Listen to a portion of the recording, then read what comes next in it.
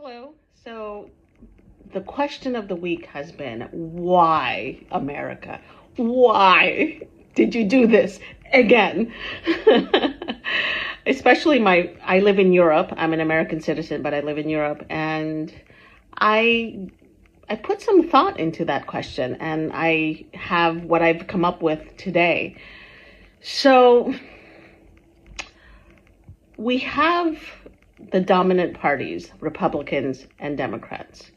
So let me observe what a Republican normally looks like.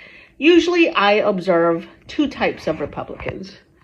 The first type is somebody that lives in a small town or a, a place where they've never really left their bubble. They don't know what it's like on the other side of the world. If you know me well, you know that I've been nomadic for a long time and I've lived in many different countries.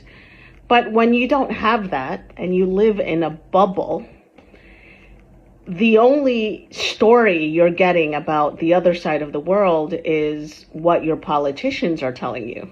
You know, you come home at the end of the day, you're living paycheck to paycheck, and then your politician is telling you, those Mexicans are taking your jobs, or uh, those Central Americans are crossing the border and causing all kinds of trouble.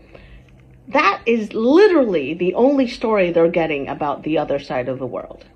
So the Trump supporter sees hope in the politician that is promising them all of these things. Of course, if you travel, if you meet a Mexican person, if you meet somebody from the other side of the world and you realize, oh, wait a minute, they're just people. They're just people like I am.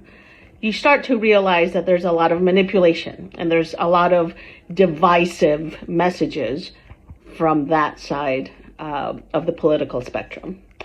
Then you have the other side of this game. You have the Democrats. The Democrats are being called the woke side. They are tolerant. They are tolerant of the homosexuals, the trans community, women's rights, all of these things. And they are supposedly the tolerant party, but at the same time, there's so much division, which is caused really by our politicians. They benefit when we are divided, because as long as we are distracted and fighting each other, we don't have to notice all the stuff that they are doing. It's brilliant, actually. It's brilliant manipulation at its best. So if we look at Trump, yes, he's probably going to do some tax cuts, especially for richer people. If you make more than $360,000 a year, you're going to benefit from it. But then you have the other type of Trump supporter. And I compare it to being somewhere and seeing somebody getting bullied. Let's say you're walking the street and you're seeing somebody getting bullied or perhaps getting beat up. And you're like, oh my God, this is not my problem. This is not my problem. I'm going to keep walking. That's the other type of Trump supporter. That you want to side with the bully because it benefits you in some way. Maybe it benefits your 401k. Maybe it benefits your finances. Maybe you're one of those people that you're wealthy enough that you are going to benefit from those tax cuts. So what happens then is, like that person walking the street, you're going to have tunnel vision. Yes, I don't like what he's saying about Mexican people.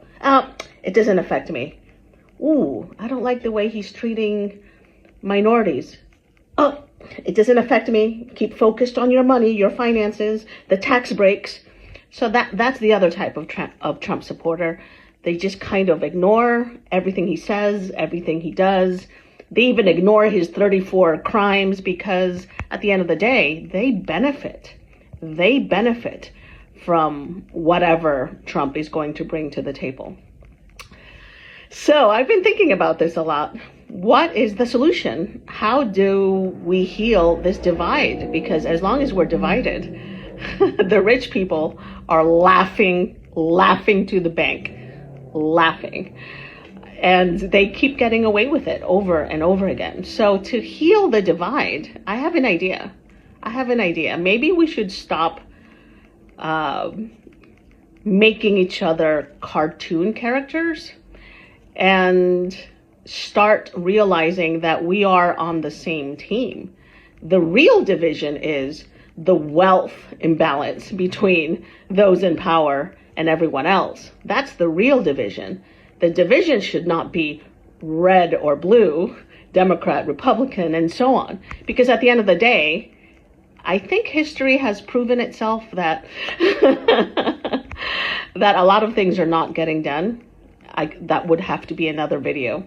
So how do we heal this divide? So instead of calling red people, you're all a whole bunch of fill in the blank, because you guys have heard the names. And it goes the other way as well. The red will call the blue, snowflakes. All this wokeness. Now, it's kind of hard to believe that the blue party is the tolerant party when we keep fighting back and forth in this endless battle of calling each other names. Now, if you're calling each other names in a relationship, that would be considered abuse. That's literally abuse. Oh, you are so-and-so. You are, I don't want to say all these words on here because I don't want them to flag my video. So let's stop calling each other names and let's educate those that don't have the privilege of traveling, of seeing the world, and let them know, hey, it's not necessarily true what they're saying about immigrants. It's not true what they're saying about women or any kind of foreign person. So instead of ridiculing each other and instead of insulting each other, let's have a talk and realize, hey, the team is the normal people against the ruling class. That is the real team. Because at the end of the day, this is working for rich people. Us fighting works for rich people. So, the name calling has got to stop. Snowflakes, bigots, all of this has got to stop. And we need to realize that we are on the same team because we all want what is best for our country. And we have to start becoming aware of how we are being manipulated. Now, there was this game I used to play as a child. It was sort of like, we would say something like, oh, it's that way, it's that way, it's that way. It was sort of a game of musical chairs, but we had to say, it's that way. And I think politicians do that with us. You want to blame why our economy is bad? It's that way. It's the Mexicans. You want to pay attention to why there's so much violence? Oh, it's too many immigrants coming through the border. So politicians keep playing this game with us of look that way, look that way, look that way.